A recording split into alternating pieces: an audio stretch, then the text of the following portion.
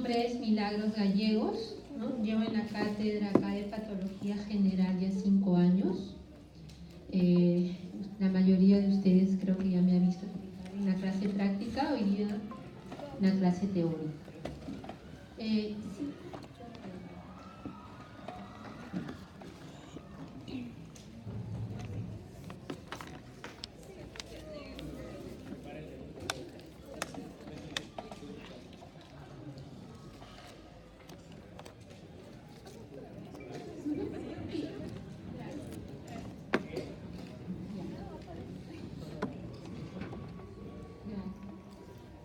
A ver, empezaremos con la clase. Es una clase muy sucinta en realidad, ¿no? de todo el tema, que es bien amplio. Entonces espero que estén atentos. Solamente va a durar 1 hora, ¿no? Y les voy a decir los puntos más importantes, justamente para su examen, ¿ya? Así es que estén atentos, por favor. ¿Está bien? Solamente 1 hora de su atención y van a poder tener los puntos claves para su examen. ¿Ok? Empezaremos. Entonces, en general todos nosotros estamos compuestos por células, obviamente, ¿no? Y estas células que van a necesitar, en primer lugar, oxígeno, ¿no? Nutrientes, entre ellos la glucosa, que nos va a dar energía, aminoácidos y lípidos, ¿no? Que constituyen los componentes en realidad y también nos dan energía. Los electrolitos, dentro de ellos el sodio, el cloro, el potasio, magnesio, calcio y fósforo, ¿no? Y todos estos van a tener una adecuada coordinación, ¿no? ¿Mediante qué? Mediante el sistema neuroendocrino, ¿ya? ¿Y qué es este sistema neuroendocrino? Justamente, como ustedes saben, el centro de la saciedad, donde lo vamos a encontrar en el hipotálamo, ¿no? Es en el hipotálamo en el que encontramos el centro de la saciedad, justamente, y por eso es la importancia de conocerlos. ¿Y cómo va a actuar? Mediante varios agentes, ¿no? Principalmente las hormonas, entre ellas, por ejemplo, la insulina, las hormonas tiroideas, que también tienen que ver bastante con lo que es el metabolismo celular, ¿no? ¿Y cómo obtenemos estos nutrientes y electrolitos? Mediante, obviamente, la ingestión de alimentos y líquidos. Entonces, una dieta adecuada que debería aportar la suficiente energía en forma de hidratos de carbono, grasas y proteínas, aminoácidos esenciales y ácidos grasos, ¿no? Para ser utilizados justamente como material de síntesis de proteínas y lípidos. Y finalmente las vitaminas y minerales, que van a funcionar como coenzimas u hormonas en vías metabólicas vitales. Entonces, acá en esta diapositiva ya tengo una pregunta, ¿no? ¿Por qué? Porque es importante justamente en qué va a constituir una dieta adecuada. Los hidratos de carbono en forma de ¿qué? De energía, lo mismo que las grasas y las proteínas, ¿no? Entonces, cuando hablamos de malnutrición en general, puede hablarse de una falta de nutrición, en este caso la desnutrición, o una nutrición excesiva, en este caso la obesidad. Entonces, la malnutrición primaria puede darse cuando faltan en la dieta uno o varios componentes de los que ya has mencionado anteriormente. Y en cambio, la malnutrición secundaria es cuando la ingesta de nutrientes es la adecuada, pero la desnutrición se da debido a la malabsorción, ¿no? O a la alteración de la utilización o conservación, las pérdidas excesivas o la aumentada necesidad de nutrientes, ¿no? Y estos se pueden agrupar en 3 grandes grupos. Trastornos digestivos, por ejemplo, los reflujos gastroesofágicos o una aplicatura gástrica, o algunas afecciones crónicas consultivas, ¿no? Como ustedes conocen, la tuberculosis, el cáncer. Y enfermedades agudas críticas, como las enfermedades diarreicas agudas. Entonces, empecemos en primer lugar con la malnutrición proteico-calórica, ¿no? Es una enfermedad grave y a menudo mortal. Es más frecuente en países pobres, ¿no? Y se manifiesta con una gran variedad de síndromes clínicos, ¿no? Y principalmente es por una ingesta inadecuada de proteínas y calorías. Y hay de 2 tipos. lo que es el marasmo y el kwashiorkor. En el marasmo vemos acá justamente este niño de acá. Aquí, ¿qué es lo que vamos a ver principalmente alterado en el marasmo? Lo que es la depresión sí de proteínas, pero a nivel del compartimiento muscular, ¿no? Se depresionan las proteínas a nivel muscular, miren. Por eso vemos esa, como le mencionan en su libro, ¿no? El Robbins, la emaciación de las extremidades, ¿ven? Ven bien delgadas las extremidades justamente por la emaciación de las extremidades, ¿no? Por la alteración de las proteínas a nivel muscular, del compartimiento muscular, músculo esquelético, ¿ya? Que hace justamente que la cabeza tenga una forma desproporcionada en relación al cuerpo, como si la cabeza fuera de mayor diámetro que la del cuerpo, ¿ya? Pero acá también, así como hay una depresión de las proteínas a nivel muscular, también va a haber una depresión de lo que es el tejido adiposo. En cambio, en el kwashiorkor lo que más se va a ver alterado es la depresión de las proteínas a nivel visceral, principalmente el hígado. Entonces, todo tiene correlación, ¿no? Si el hígado va a ser el afectado, entonces, ¿qué es lo que produce el hígado? La albúmina. Entonces, si se va a ver alterado el hígado, obviamente va a disminuir la albúmina. Y al disminuir la albúmina, ustedes saben qué es lo que produce el edema. Es por eso que la característica en los pacientes con kwashiorkor va a ser el edema. ¿Ven? Edema de miembros inferiores, de miembros superiores, de abdomen, ¿no? Lo que llamamos ascitis, justamente por la hipoalbuminemia, ¿no? Que hace que justamente no se vea tan real la pérdida de peso que tiene este paciente, ¿no? Se ve enmascarada con este edema, ¿no? Entonces, en general, la malnutrición, ¿cómo se puede medir? El primero de ellos es mediante el peso corporal, ¿no? Se dice que un niño está malnutrido, desnutrido, cuando su peso corporal es menor al 80% del peso para su talla en general, ¿no? Dependiendo de su edad también. O también mediante el índice de masa corporal, ¿no? Cuando es menor a 16, en adultos decimos que este paciente está malnutrido.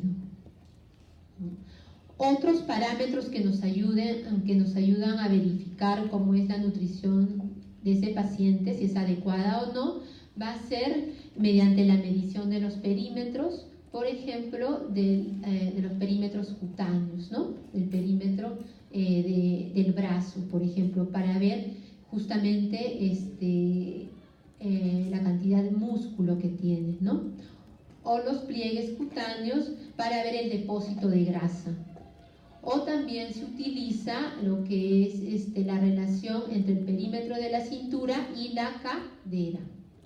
Pero el principal que utilizamos actualmente va a ser el índice de masa corporal, como ustedes conocen, que es el peso sobre la talla al cuadrado, ¿no? Menor a 16, ya hemos dicho que está en desnutrición ese paciente. Lo normal es que sea de 18 a 24.9. De 25 a 24.9 hablamos de sobrepeso. Y mayor a 30 ya hablamos de obesidad, ¿ya? Entonces, eso para que tengan en claro cómo se puede valorar la desnutrición o la malnutrición en los pacientes en general. Entonces, acá tenemos un cuadro de diferenciación de lo que es el marasmo y el kwashiorkor, ¿no? En el marasmo habíamos dicho que es una malnutrición de predominio energético, ¿no? Y acá en el kwashiorkor la malnutrición de predominio proteico. En ambos se va a dar la pérdida de peso, pero habíamos dicho que en el kwashiorkor está enmascarado, ¿por qué? Por el edema, ¿no? Y acá hay más depresión, en el marasmo hay mayor depresión de grasa subcutánea. En cambio, en el kwashiorkor hay un mantenimiento o depresión relativa de grasa subcutánea y proteína muscular. ¿Ya? Entonces, este cuadrito también es importante. ¿Ya? Entonces, la diferenciación entre ambos, aquí también va a haber una pregunta para el examen. ¿Ya? ¿Qué otras más diferencias encontramos entre el marasmo y kwashiorkor? En ambos va a haber un retraso del crecimiento, ¿no? Pero la atrofia muscular va a ser más marcada en el marasmo en comparación con el kwashiorkor. ¿Por qué les decía que la proteína muscular se veía más afectada en el marasmo que en el kwashiorkor, ¿no? Aquí en el marasmo, obviamente, la albúmina va a estar normal o ligeramente disminuida. En el kwashiorkor, en cambio, va a haber hipoalbuminemia. Las carencias vitamínicas van a ser en ambos, ¿no? Listo. A ver, y acá también lo que caracteriza en el kwashiorkor va a ser la esteatosis hepática y la hepatomegalia.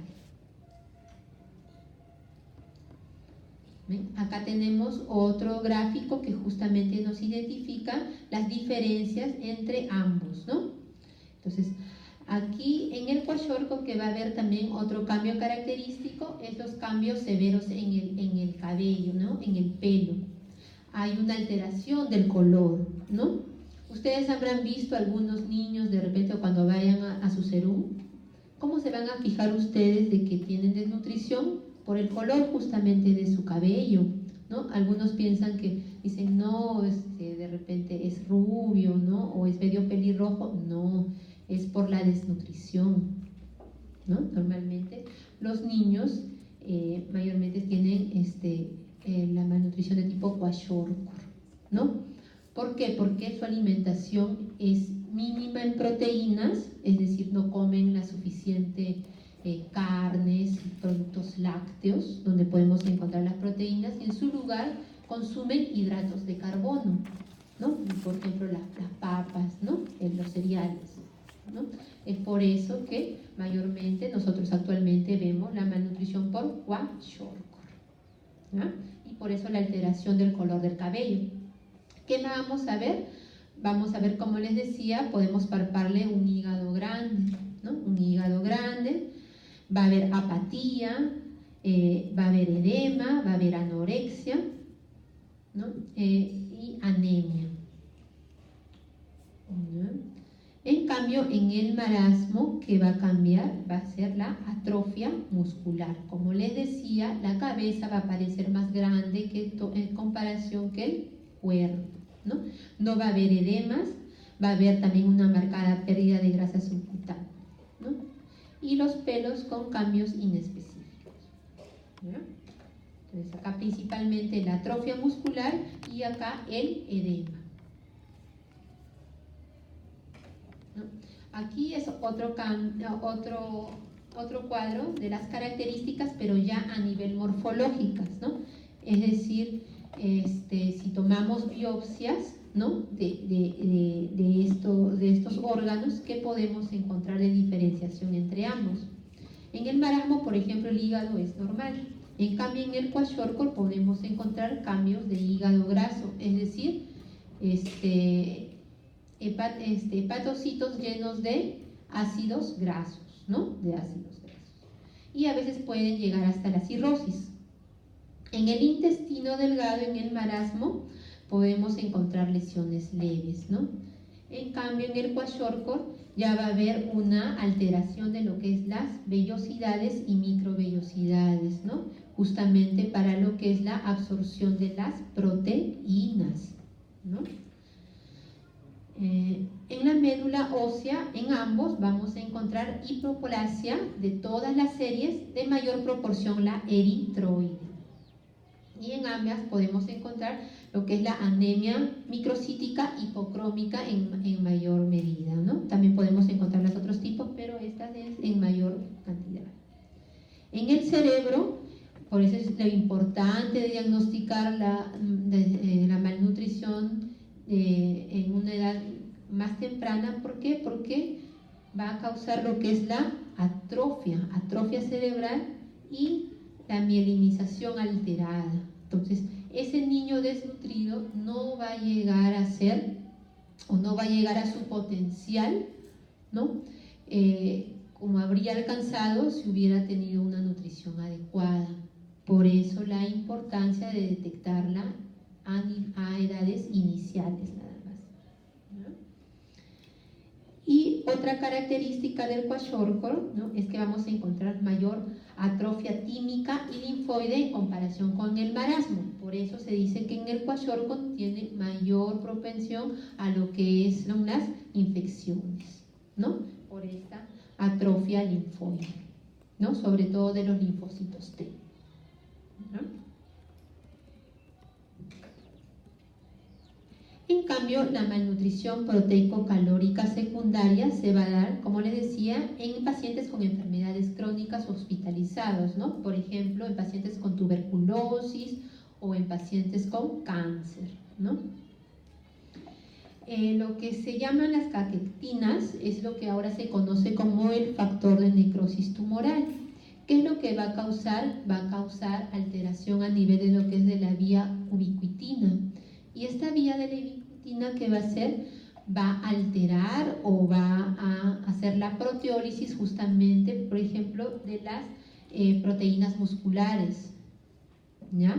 Lo que va a causar justamente la atrofia muscular, ¿no? Y que se ve el paciente así, totalmente bajo de peso, ¿no? Que está alterado totalmente su musculatura, ¿ven?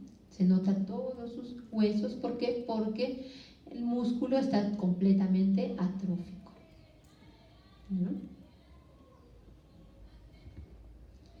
El siguiente punto a tratar es sobre anorexia y bulimia.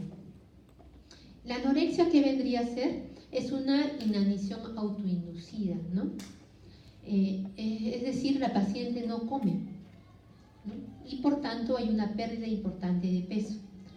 En cambio, la bulimia es un trastorno en el que el paciente come excesivamente, pero luego se produce el vómito, ¿ya? La bulimia es más común que la anorexia y tiene un mejor pronóstico que esta última, ¿no? Se calcula que se produce en el 1 al 2% de las mujeres y en el 0,1% de los hombres, con una media de inicio de 20 años. Y se desarrolla mayormente en mujeres jóvenes sanas que desarrollan obsesión por adelgazar. Pero actualmente se ha visto que la anorexia ya empieza desde la niñez, ¿no? Es justamente por todos los estereotipos actualmente que se tienen, ¿no? De que se ve mejor, si mientras más delgada eres, mejor te ves, ¿no? Entonces acá tenemos una fotografía justamente de una paciente con anorexia, ¿no? Le pueden notar, miren, totalmente emaciada. Y acá una paciente bulímica que justamente se está induciendo el vómito. Hay una multicausalidad para ambas enfermedades, ¿no? Es decir, por ejemplo, desde alteraciones desde la personalidad, ¿no? Se ven más asociados a trastornos de la personalidad borderline, ¿no? También a baja autoestima, a intolerancia a la frustración, ¿no? También hay factores familiares, ¿no? Como que no hay un adecuado soporte o está en un entorno de violencia familiar. Sociales y culturales, como yo les estaba explicando, ¿no? Porque actualmente se cree que mientras más flaco es mejor. Pero también se ha visto que en la anorexia nerviosa hay cierta evidencia que parte de la disfunción que se origina en el hipotálamo, ¿no? Que regula los procesos metabólicos justamente. Y acá es un cuadro donde puedo diferenciar lo que es la anorexia y la bulimia, ¿no? Entonces, aquí, ¿cuál es el efecto de la anorexia sobre el sistema endocrino? Va a haber una disminución de las gonadotrofinas, ¿no? Por eso es que disminuyen también la LH, FSH, con lo cual le produce la amenorrea a esta paciente, y es uno de los criterios diagnósticos. También va a haber disminución de las hormonas tiroideas, de la tirotropina, Por tanto, la paciente que va a tener intolerancia al frío, va a tener estreñimiento, piel seca, amarillenta, la piel como el cabello como lanugo, ¿no? Y esto va a ocasionar también bradicardia, ¿no? Y también va a ser anemia, linfopenia, hipoalbuminemia, ¿no? Y trastornos hidroelectrolíticos, principalmente la hipocalemia. Y esta hipocalemia es la que le va a causar arritmias y también la muerte súbita, ¿no? Entonces, esa es la importancia de conocer esta patología, ¿no? ¿Por qué fallece la paciente normalmente? Es por la hipocalemia, que le va a causar arritmia y muerte súbita. En cambio, en la bulimia habíamos dicho que es más bien consume demasiado alimento en poco tiempo y luego lo vomita. O también se ha visto que estas pacientes abusan de laxantes y diuréticos. Y por tanto, esos laxantes y diuréticos también y el vómito va a provocar hipocalemia, lo que también les va a causar arritmias y muerte súbita, ¿no? Pero otras características de la bulimia es que pueden haber aspiración pulmonar justamente por el vómito, ¿no? Puede haber ruptura de esófago y estómago, ¿no? Y la menorrea es menos frecuente. Y aquí las gonadotropinas son casi normales. Hacer el diagnóstico de anorexia nerviosa es más fácil por estas características, ¿no? De las gonadotropinas, de la disminución de la tirotropina. En cambio, la bulimia es un poco más difícil el diagnóstico y se tiene que hacer más bien que un correlato entre todo lo que entre todo el entorno social de la paciente, ¿no? Porque a veces lo niegan y de repente mediante exámenes auxiliares no se puede hacer el diagnóstico, como sí sería el diagnóstico de una anorexia nerviosa. Por eso es importante también detectar la bulimia, ¿no? De aquí también va a venir una pregunta de este cuadro de diferenciación entre anorexia y bulimia, ¿no? El tratamiento básicamente de los dos ya entra en el campo de la psiquiatría, ¿no? Porque les decía que hay bastante lo que es la alteración del trastorno de la personalidad, ¿no? Se tiene que trabajar bastante en eso y también en cuanto a la dinámica familiar, ¿no? El apoyo familiar que tiene que tener esta paciente. El siguiente punto a tratar es sobre las vitaminas, ¿no? Las deficiencias o sobredosis vitamínicas y de oligoelementos. Entonces, las vitaminas se pueden clasificar en lo que son liposolubles e hidrosolubles, ¿no? Los liposolubles van a ser las famosas ADEC, liposolubles ADEC. En cambio, las hidrosolubles son todas las demás. En general son 13 vitaminas, ¿ya? Las liposolubles justamente las podemos encontrar almacenadas en los que son los tejidos que almacenan ácidos grasos, ¿no? Y por tanto su absorción va a estar alterada si es que hay una alteración a este nivel, ¿no? De los ácidos grasos. Estas vitaminas en general van a actuar como catalizadora de todos los procesos fisiológicos, directa o indirectamente. ¿Por qué? Porque van a ser precursoras de coenzimas, ¿no? Y esas coenzimas van a actuar en las diferentes vías metabólicas. Es por eso la importancia de estudiarlas, ¿no? Como les decía, las vitaminas liposolubles se almacenan fácilmente y se absorben mal en trastornos de malabsorción de grasas. Ciertas vitaminas pueden ser sintetizadas endógenamente, como la vitamina D, ¿no? A partir de esteroides precursores. La vitamina K y la biotina la encontramos a partir de la microflora intestinal, por ejemplo, ¿no? Y la niacina la podemos encontrar a nivel del triptófano. Pese a poder ser sintetizadas endógenamente, el aporte dietético es esencial para la salud. Entonces, la carencia puede ser de tipo primaria, es decir, si no se consume, o secundaria cuando hay una alteración de la absorción intestinal o el transporte de la sangre, depósito tisular o conversión metabólica, ¿ya? Por tanto, la carencia de una sola vitamina es infrecuente. Entonces, empecemos con la primera de ellas, que es la vitamina A, que se conoce generalmente con el nombre químico de retinol, ¿no? Está relacionada, entonces, como dijimos, con el metabolismo de los lípidos porque es una vitamina liposoluble, ¿no? Estos ésteres de retinol disueltos en la grasa se dispersan en el intestino con ayuda de sales biliares, van a formar micelas y se van a hidrolizar mediante la lipasa pancreática, ¿no? Y esta enzima es importante porque es la responsable de su absorción, ¿no? Hasta en un 90% de esta vitamina.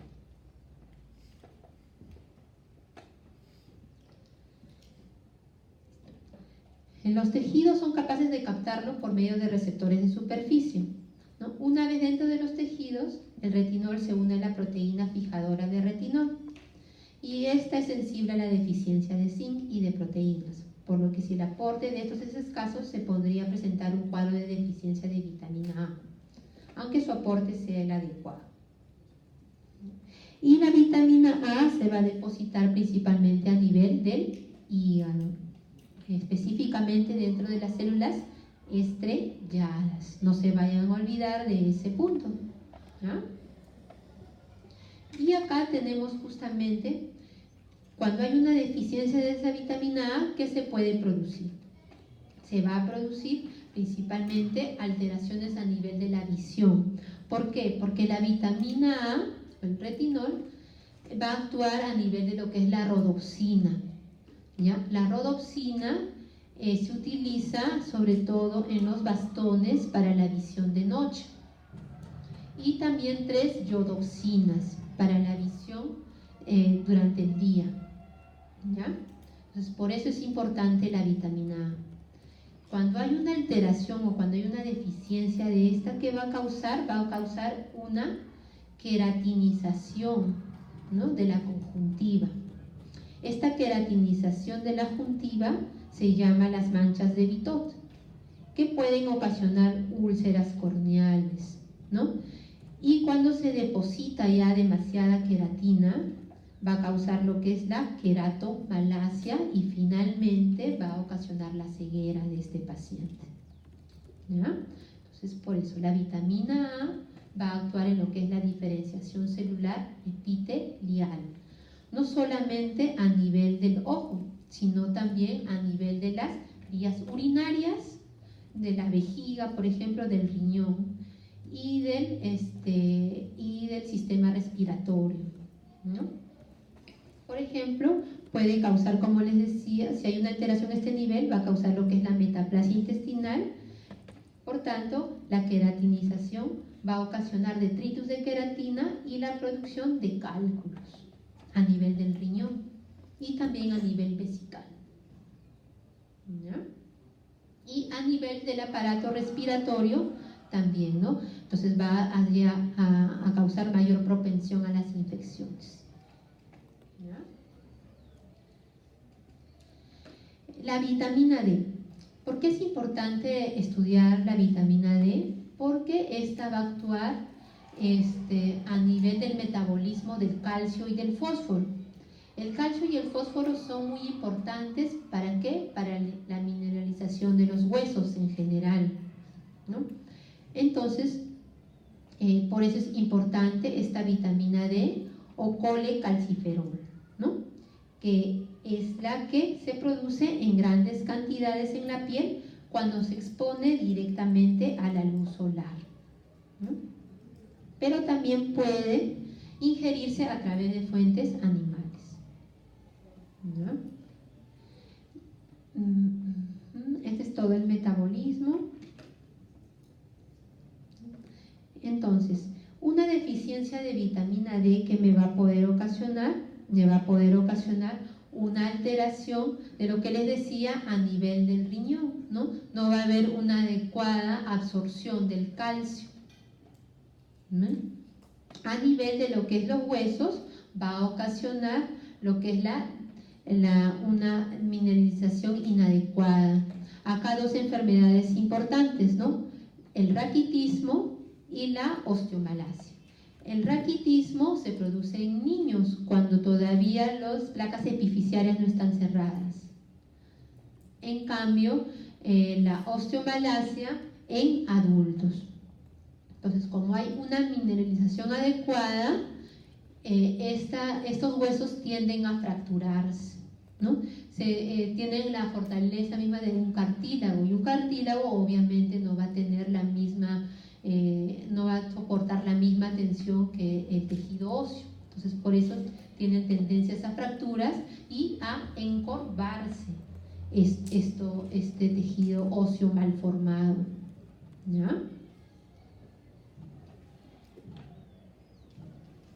Y acá tenemos un cuadro de resumen de todas estas vitaminas liposolubles, como les decía, ADEC, ¿no? Liposolubles ADEC.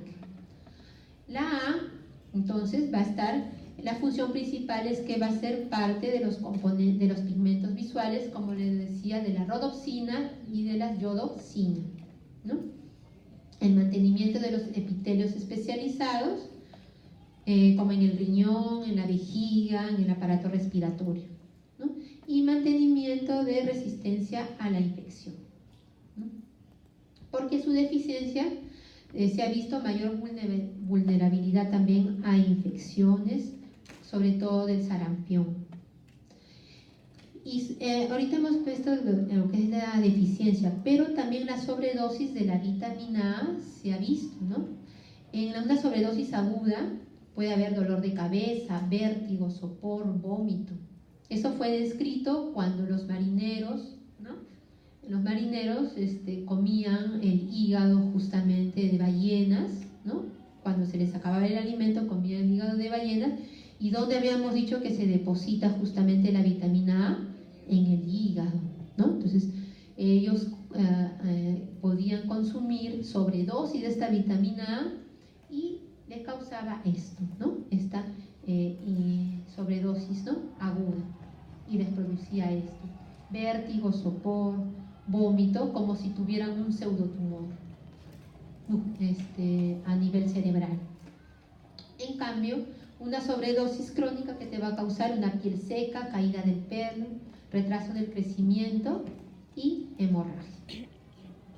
La vitamina D, como les decía, facilita la absorción intestinal de calcio, fósforo, así como la mineralización del hueso. La deficiencia va a causar raquitismos en niños y osteomalacia en adultos. Y la sobredosis va a causar hipercalciuria, vómitos, vértigos, depósitos en hígado, riñón y vísceras.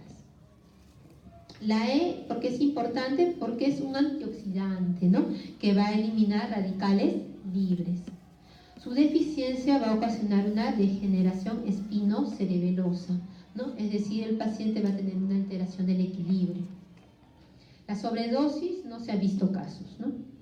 Y la vitamina K, porque es importante conocerlo, porque actúa como cofactor en la carboxilarización hepática de procoagulantes.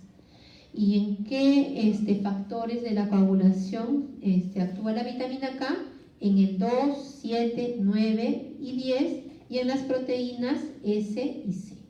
Aquí también otra pregunta de examen, ¿no? Entonces, su deficiencia va a ocasionar, por tanto, diátesis hemorrágica, ¿no? Hemorragias. Y la sobredosis no se ha visto toxicidad en adultos, pero sí puede causar hemólisis en niños, ¿no? Luego vamos a ver lo que son las vitaminas hidrosolubles. La primera de ellas, la vitamina B1 o tiamina, ¿no? Su función va a ser básicamente como pirofosfato o como coenzima en las reacciones de descarboxilación, ¿no? Su deficiencia va a causar, por ejemplo, el beriberi, el síndrome de Wernicke y de Korsakoff. No se han visto casos de sobredosis. La vitamina B2 o riboflavina también van a actuar como coenzimas, ¿no? Y su deficiencia puede causar queilosis, estomatitis, glositis, dermatosis y vascularización corneal, ¿no? Por ejemplo, acá, como vemos, la glositis. Hay una descamación de lo que es la lengua, se vuelve rojiza con puntos rojizos, ¿no? La niacina, ¿por qué es importante? Porque va a actuar en lo que es la nicotinamida adenina dinucleótico, ¿no? En el NAT. Que participa en las diversas reacciones de oxidación-reducción, justamente para lo que es la producción del ATP. Por eso es importante la niacina. Su deficiencia, que puede causar la pelagra, la enfermedad de la pelagra, que se constituye un síndrome que se caracteriza por dermatitis, demencia y diarrea. La vitamina B6 o piridoxina también actúa como coenzima. Su deficiencia va a causar también queilosis, glositis, dermatitis, neuropatía periférica. Y se ha visto que la sobredosis crónica puede causar neuropatías o dermatitis. La siguiente vitamina a estudiar es la vitamina B12. También es requerida para el metabolismo normal del folato y la síntesis del ADN, ¿no? Por eso, como actúa a nivel del metabolismo del folato, su deficiencia va a causar ¿qué? Anemia megaloblástica y degeneración de los cordones medulares, ¿no? ¿Por qué? Porque la vitamina B12 ayuda a lo que es la mielinización de los cordones medulares. La vitamina C. La vitamina C, ¿por qué va a ser importante? Porque actúa en numerosas reacciones de oxidación-reducción y en la hidroxilación del colágeno. Por aquí creo que tengo así. Entonces, la deficiencia de la vitamina C va a ser importante. ¿Por qué? Va a estudiarla. ¿Por qué? Porque va a afectar la formación del colágeno. ¿Y el colágeno dónde la hemos visto? El colágeno la vamos a ver principalmente a nivel de los vasos sanguíneos, dándole el soporte de estos vasos sanguíneos.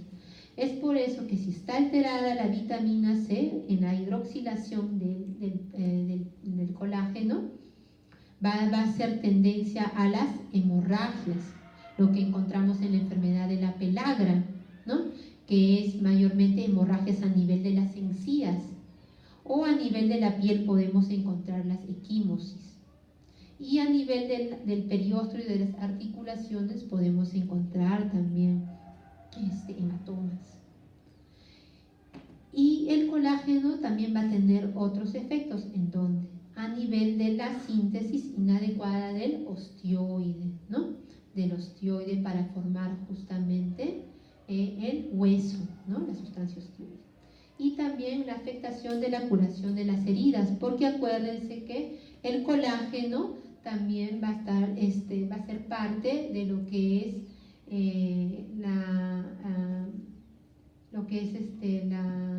el tejido de granulación, ¿no? El tejido de granulación que se forma para la curación de las heridas. ¿Y cuál es el tejido de granulación? La neoformación de vasos. Entonces, como está alterado el colágeno, no va a haber una formación adecuada de vasos. Entonces, por tanto, se va a ver alterada la curación de estas heridas. ¿Ya? El folato, que también es esencial para la transferencia y el uso de unidades de un carbono en la síntesis del ADN, y su deficiencia va a causar anemia megaloblástica y defectos del tubo neural. Por eso normalmente se tiene que tomar unos 6 meses de anticipación cuando la paciente ya tiene, cuando quiere procrear, ¿no? Entonces tiene que tomar de todas maneras su ácido fólico para evitar justamente los defectos del tubo neural. Y otras vitaminas hidrosolubles va a ser el ácido pantoténico incorporado en la coenzima A y la biotina como cofactor en las reacciones de carboxilación.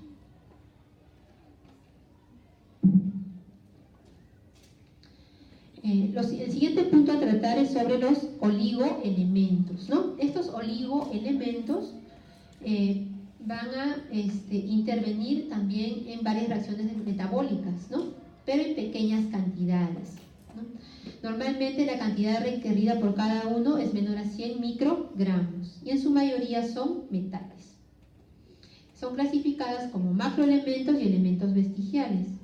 Los macroelementos vendrían a ser el calcio, el cloro, el hierro, el potasio, el magnesio, el sodio y el fósforo. En cambio, los elementos vestigiales vendrían a ser el cromo, cobalto, flúor, yodo, cobre, manganeso, molibdeno, níquel, selenio, silicio y zinc.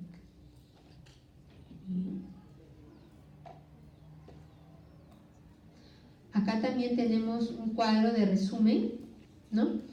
El zinc es un componente de enzimas, ¿no? Su aporte a complementario inadecuado en las dietas artificiales y la interferencia con la absorción de otros constituyentes de la dieta, y también puede sufrir por trastornos metabólicos congénitos, que va a ocasionar que haya exantemas alrededor de los ojos, nariz y ano. Puede producir anorexia y diarrea, retraso del crecimiento en niños y una función mental deprimida, ¿no? Hasta puede ocasionar trastorno de la visión nocturna e infertilidad. El hierro, ¿por qué es importante conocerlo? Porque forma parte de la hemoglobina. Y por tanto, si no tenemos un adecuado aporte de hierro, va a ocasionarnos una anemia hipocrómica microcítica. Y la sobredosis va a causar una intoxicación, ¿no? Con acumulación de estos a nivel del hígado, ¿no? El yodo, ¿por qué es importante? Porque es un componente de la hormona tiroidea, ¿no? Y por tanto su alteración en su metabolismo va a ocasionar lo que es el bocio o hipotiroidismo, ¿no? Estos son los otros oligoelementos, el cobre, por ejemplo, ¿no? ¿Por qué es importante? Porque funciona a nivel del citocromo C, ¿no? Y por tanto, se actúa a nivel del citocromo C, en donde va a actuar, entonces su alteración se va a ver como una manifestación clínica como debilidad muscular, ¿no? Trastornos neurológicos, porque también actúa a nivel de lo que es la dopamina. Y hay un entrecruzamiento anómalo del colágeno con su alteración. El flúor, ¿por qué? Porque va a actuar a nivel de lo que es su alteración a nivel de la caries dental. Y su sobredosis puede causar enfermedad del esqueleto y dientes, ¿no? Y puede ocasionar huesos frágiles y las manchas en el esmalte. El selenio es un antioxidante junto con la vitamina E y es un componente de la glutatión peroxidasa. Su manifestación clínica va a ver vista como una miopatía, ¿no? Y también puede ocasionar intoxicaciones crónicas y se va a ver como cirrosis, caída de pelo, ¿ya? Entonces, en oligoelementos también va a haber una pregunta aquí en cuanto a lo que es en estos dos cuadritos: zinc, hierro y yodo, ¿ya? Y por último, la obesidad, ¿no? La obesidad ha alcanzado proporciones de epidemia actualmente, ¿no? No solamente en Estados Unidos, sino también actualmente en estos países de Latinoamérica por el cambio de lo que es la alimentación, ¿no? Hay una sobrealimentación por hidratos de carbono, comida altas en grasas, ¿no? Saturadas, lo que ocasiona justamente el depósito de grasa, no solamente a nivel del tejido celular subcutáneo, sino lo más alarmante es cuando se deposita a nivel central o visceral, por ejemplo a nivel del hígado, ¿no? O a nivel del corazón, ¿no? Y esto va a ocasionar a su vez otras enfermedades, ¿no? Por ejemplo, cardiopatías, ¿no? Aterosclerosis, síndrome metabólico, diabetes, hipertensión, los que finalmente van a causar la muerte de este paciente, ¿no?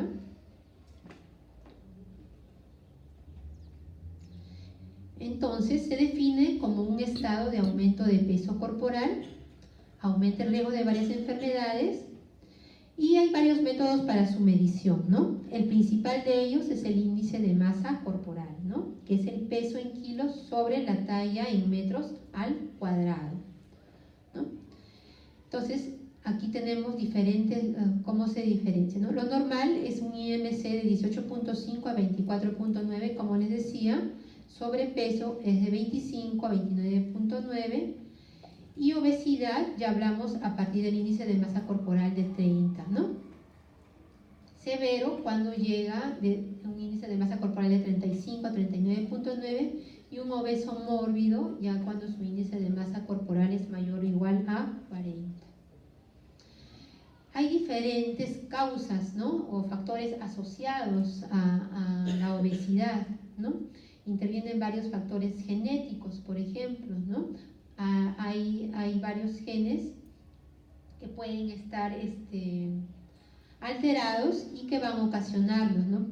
Pero el principal factor va a ser los factores neuroendocrinos, la nutrición, ¿no? Y el ambiente, sobre todo, el entorno en que está sometido el paciente, ¿no? Pero todo está correlacionado para que finalmente este paciente tenga obesidad, ¿no? La regulación del equilibrio energético va a ser muy compleja, pero tiene 3 componentes, ¿no? La primera de ellas son las señales aferentes, ¿no? Que son proporcionadas por la insulina, la leptina, la adiponectina, la grelina y el péptido YY, ¿no? Luego, el segundo componente es el sistema hipotalámico central a nivel del núcleo arqueado, como les decía, este es el centro de la saciedad, ¿no? Que integra estas señales aferentes y desencadena las eferentes. Aquí vamos a ver estas neuronas.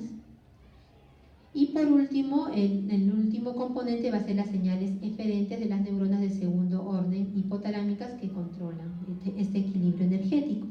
Y acá lo vamos a ver mejor en este circuito, aquí, ¿no? Como les decía, estas señales aferentes, ¿quiénes la van a dar? La leptina, por ejemplo, ¿no? La leptina que va a ser producida por el tejido adiposo. Cuando la leptina está aumentada en cantidad, ¿no? Va a hacer que se active lo que es estas neuronas del primer orden a nivel del hipotálamo, de su núcleo arqueado, ¿no? Va a hacer que se activen estas neuronas, ¿no? La propia melanocortina, ¿no? Y la CART, y se va a activar lo que es el catabolismo, ¿no? Es decir, va a hacer que se consuma la energía y por tanto no haya obesidad, ¿no? Va a haber mayor consumo de energía y más bien disminución de la ingesta alimentaria. Esta neurona de primer nivel va a entrar en contacto con la alfa MSH, que se va a unir al receptor de esta segunda neurona, de esta neurona de segundo nivel, la MC4R, y que va a ocasionar que el sistema endocrino libere lo que es la TRH y la CRH para que haya un mayor consumo de energía y disminuya lo que es la ingesta alimentaria, ¿ya? Entonces la leptina va a actuar así, ¿no? Con niveles aumentados va a hacer de que haya mayor consumo de energía y disminuya la ingesta alimentaria.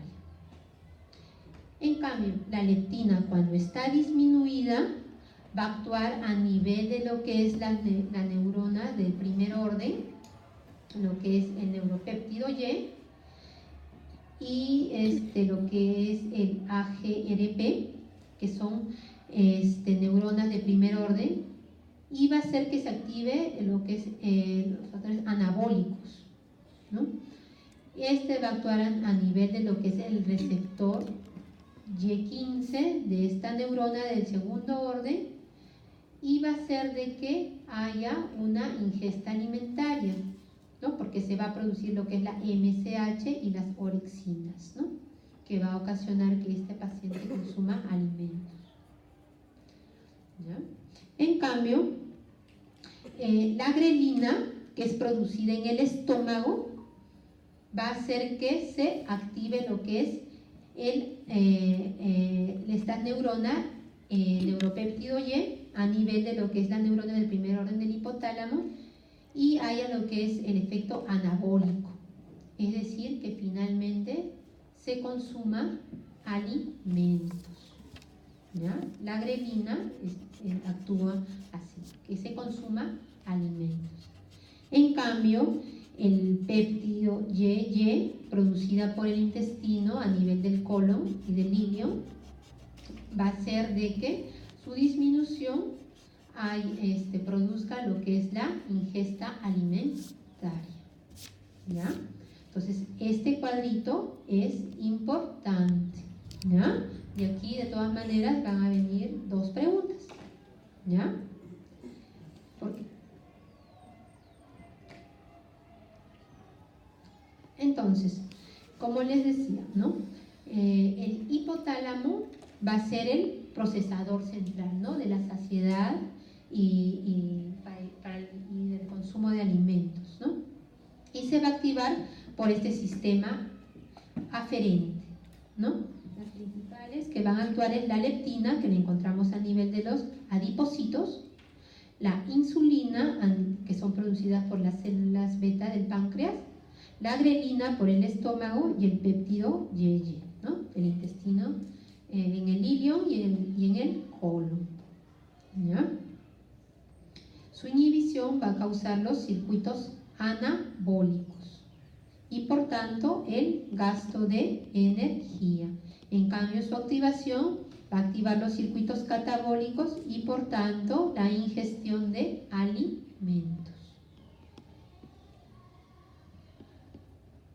¿Ya? Entonces, en conclusión, las neuronas POMC y CART aumentan el gasto de energía y la baja de peso mediante la hormona analogigénica estimuladora del melanocito, que se une a receptores de la melanocortina, como veíamos acá, ¿no? ¿Ven? Actúa a nivel de los receptores de la melanocortina 4R. Y en cambio, las neuronas del neuropéptido Y y del AGRP promueven el consumo de alimentos y el aumento de peso, ¿ya? La leptina, como les decía, es una hormona peptídica secretada cuando hay grasa abundante. Estimula las neuronas POMC y CART hipotalámicas e inhibe las neuronas del neuropéptido Y, del AGRP, por lo que disminuye el consumo de alimentos. Y a través de estos circuitos va a estimular la actividad física, la producción del calor y el gasto de energía.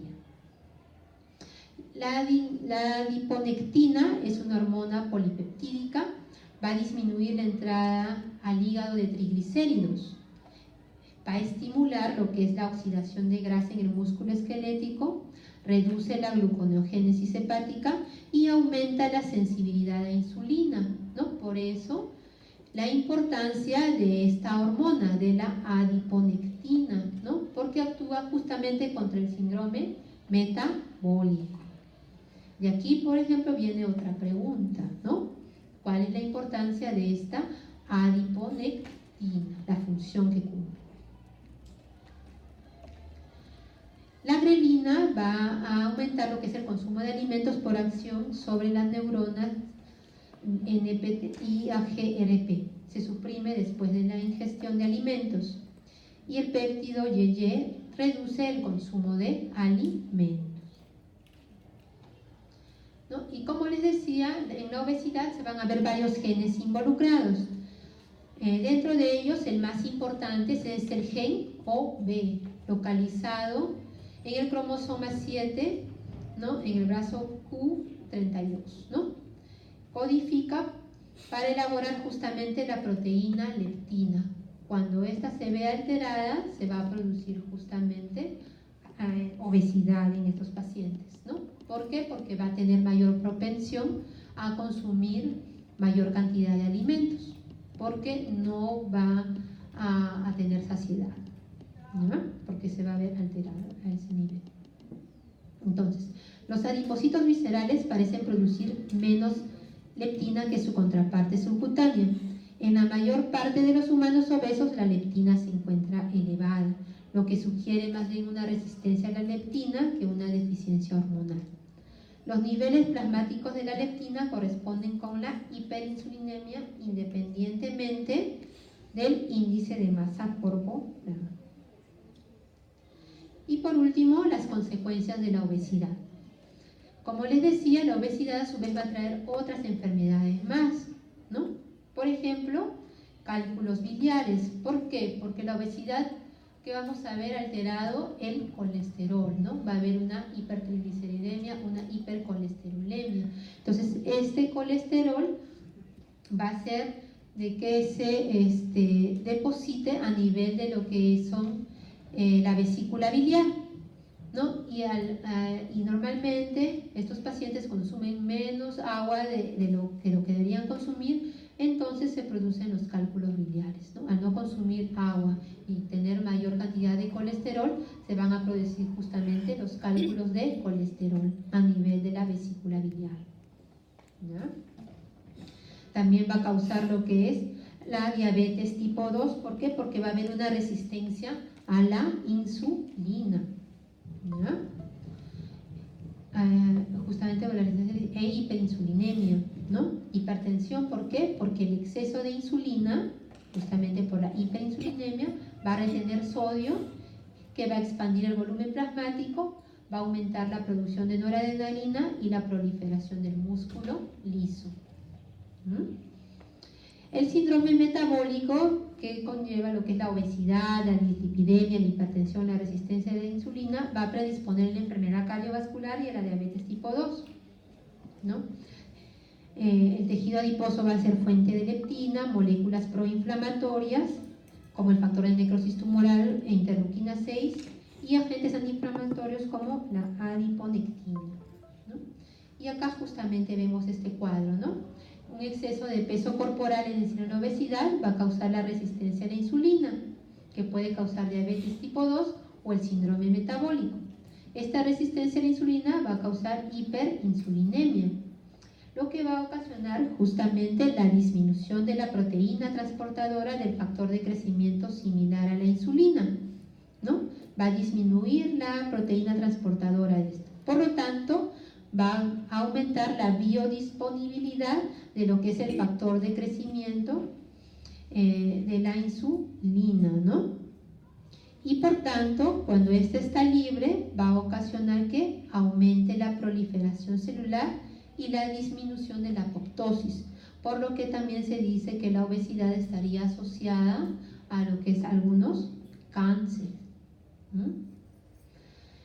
Y esta hiperinsulinemia, que también va a causar el aumento de la actividad de la aromatasa periférica, el aumento de la biodisponibilidad de los estrógenos, lo que ocasiona que en mujeres, por ejemplo, haya una mayor asociación con cáncer de endometrio y cáncer de mama, por el aumento de esos estrógenos de la misma obesidad, ¿no?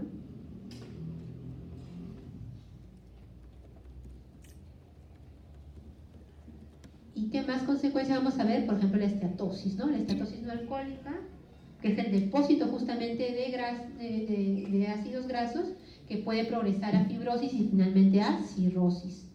Con la litiasis, que ya les expliqué, que son los cálculos en la vesícula, el síndrome de hipoventilación, que va a causar anomalías respiratorias, ¿no? Hipersomnolencia, apnea del sueño, policitemia y finalmente una insuficiencia cardíaca derecha, ¿ya? La artrosis, ¿por qué? Porque justamente las articulaciones van a sufrir mayor desgaste por traumatismos articulares prolongados debido a mayor carga, ¿no? A mayor peso que tiene esta paciente. Ictus, por la relación indirecta por la hipertensión. Y finalmente cáncer, como les decía, una relación indirecta con cáncer de endometrio y mama por concentraciones altas de estrógenos, ¿ya? ¿Listo? Eso sería todo, jóvenes. ¿Alguna pregunta?